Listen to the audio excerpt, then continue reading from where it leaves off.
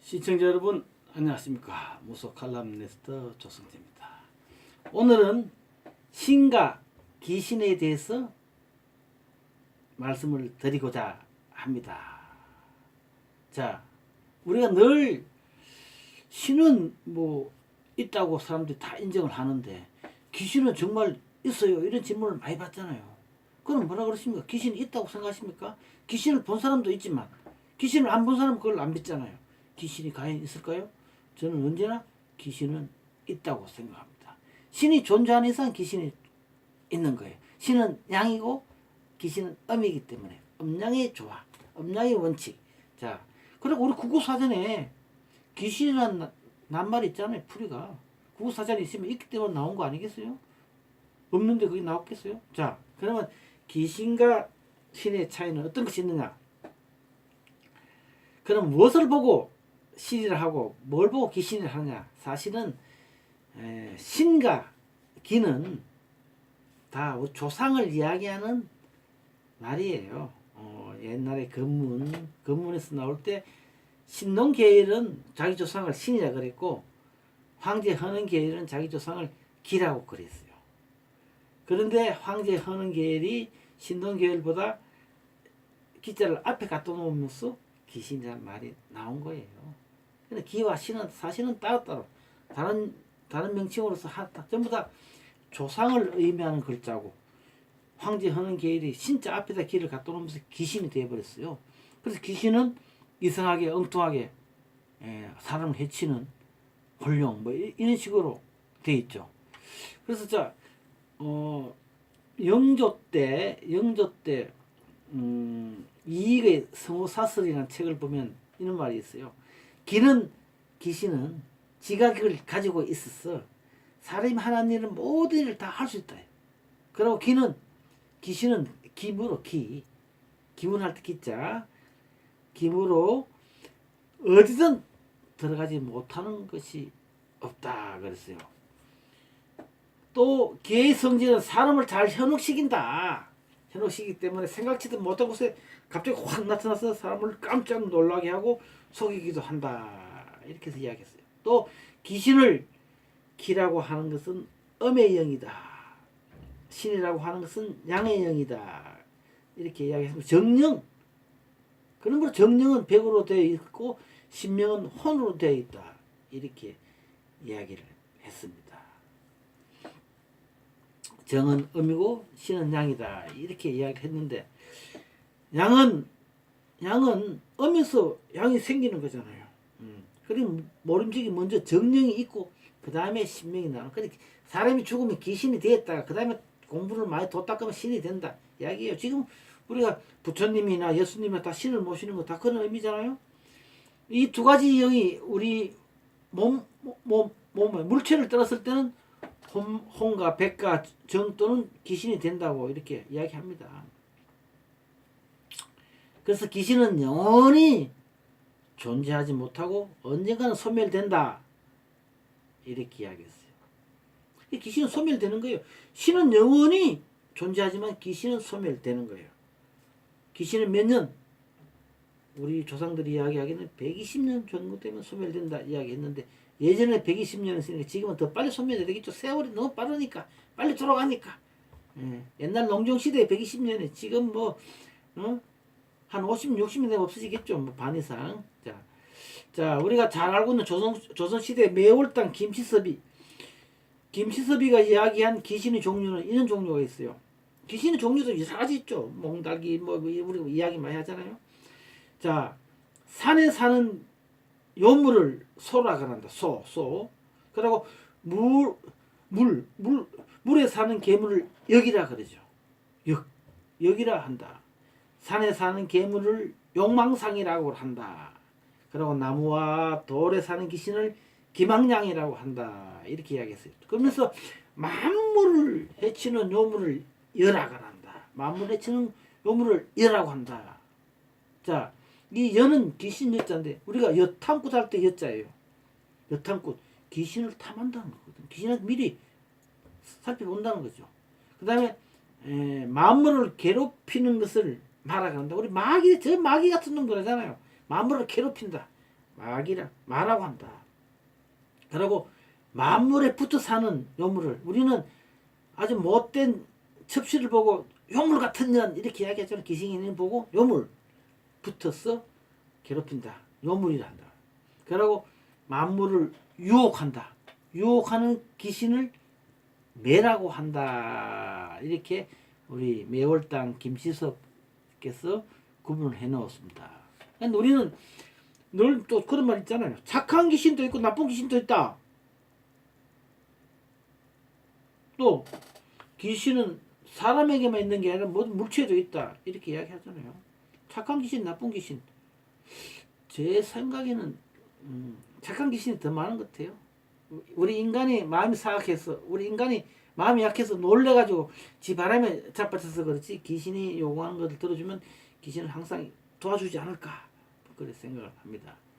그러니까 물체에 있는 것도 우리가 뭐 옛날에 피 묻은 빗자루 빗, 옷, 절구, 솥 뭐 그런 거 많았잖아요. 또 인형, 토, 수석, 그리고 오래된 나무, 폐허된 가옥, 이런데 귀신들이 마이너스 난다. 그러니까 이 물체가 귀신이 되는 것은 그 본래 가지고 있는 성질과 모습이 파괴됨으로써 조화를 이루고 있던 음양의 힘이 잃어버리고 음이 강해졌기 때문에 귀신이 된다. 이렇게 이야기들 하고 있습니다. 예. 그래서 귀신은 엄섭한 곳을 좋아하고 낮이라도 어두운 동굴 속이나 오래된 연못이나 우물, 속, 폐허, 절터 이런 데 귀신이 산다고 우리 믿었죠. 이것은 귀신은 음이기 때문에 음기가 왕성한 곳에 머무는 것으로 우리가 알고 있는 데서 비롯됐다고 볼 수 있죠. 그렇게 물건들이 귀신이 정령이 변해서 귀신이 되었다면 사람은 죽어서 어떻게 됩니까? 사람이 죽으면 세 가지로 변한다 그랬어요. 즉 혼과 기와 백으로 삼혼, 혼과 기와 백으로 나눠진다 그랬어요. 혼은 하늘 즉 칠성으로 우리가 죽으면 돌아가셨다 그러잖아요. 하늘 칠성으로 돌아가시면은 끝나는 거예요. 백은 육신은 땅에 묻히는 거죠. 그런데 기는 공중을 떠돈다고 그래요. 사실 우리가 천도제나 절에 가서 천도제나 우리 구슬 진홍이 구슬 하는 것은 당장 좋은 데 가시라고 하는 거지만 기는 좋은 데를 안 가요. 기는 120년 정도를 여기 머문다고 그래요. 우리가 제사를 지내거나 그런 진홍이 구슬 하는 것은 바로 기와 백을 내 궁중에 떠드는 기, 늑, 그 다음에 혼을 백을 기와 백을 위로하는 거예요. 육신은 3년 동안 제사를 받으면 위로를 하면은 자연적 그 기에서 백에서 나오는 그런 작용이 멈춘다 그래요. 그래서 우리가 옛날에 부모님 돌아가시면 3년 동안 음집을 지어놓고 산소를 지켰잖아요. 그 대신 기는 자손의 4대를 걸쳐서 제사를 받음으로써 조용히 소멸된다 그랬어요. 그래서 우리는 4대 봉사를 하잖아요. 4대 봉사 1대를 30년 보면 4대 봉사 120년이에요. 그래서 우리가 120년 동안 제사를 잘 모셔줘야만 기는 자손에게 나쁜 영향을 안 미친다. 그래서 우리가 부모가 죽으면 3년상을 치르는 이유도 3년 동안 다 그런 이유가 있죠. 또 우리가 신주를 모셔놓고 4대 봉사하는 이유도 다 그런 이유에서 나옵니다. 이렇게 충분히 제사를 받은 기는 그대로 떠나가 버리기 때문에 자손한테 아무런 해악을 미치잖아요. 그러나 기와 백이 정당한 위안을 받지 못하고 즉 제사를 받지 못하고 기와 백이 서로 합쳐졌을 때 귀신이 돼서 자손에게 해를 끼치는 거예요. 요즘은 제사를 안 지내는 사람들이 많잖아요. 이런 이야기가 요즘 세대에도 맞는가 저는 의미를 좀 들 때도 있지만 그래도 조상은 우리의 뿌리이기 때문에 조상은 잘 모셔야 된다. 조상 재산은 꼭 지내야 된다는 것이 제 생각입니다. 개신교는 조상 제사는 안 지내지만 예배는 하잖아요. 조상을 추모하는 의식은 형식은 다르지만 같다고 이렇게 볼 수는 있습니다. 특히 죽은 사람 중 수명을 다 해서 죽지 못하고 병이나 사고나 뭐 전쟁 이렇게 정상적인 죽음이 아닐 때는 정상적인 사람들보다 원한을 더 많이 가지고 정당한 위안을 받지 못할 때는 정말 원기가 돼서 자손들에게 막대한 영향을 미친다. 그렇게 이야기합니다. 그래서 우리는 부모님이 돌아가시면은 무당들을 한테 가서 천도제를 지나거나 해운꽃을 하거나 사찰에 가서 49제 천도제를 하는 거죠. 그러면 무당들이 우리가 모시고 있는 신의 개념은 무엇인가? 신은 뭐야? 신은 거기 이제 일본 학자 무라야마 지준이 이야기한 게 있습니다. 신은 양이다. 양은 곧 하늘을 뜻하며 하늘은 원만하고 청정하고 광명스러운 곳이기 때문에 신들도 이러한 곳을 좋아한다. 이렇게 이야기했어요.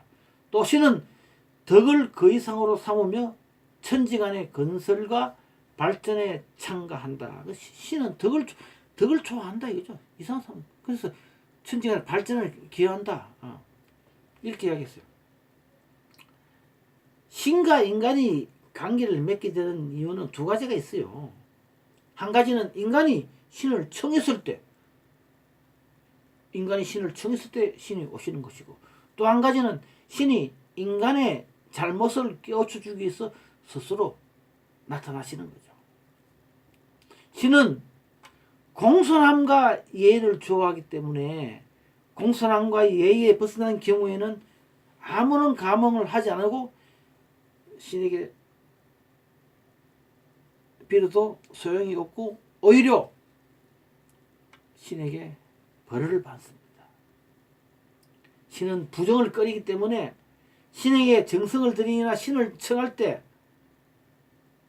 잘못된 행동, 즉 다시 말해서 부정을 타면은 신이 강림하지 않고 신벌 받는 거죠.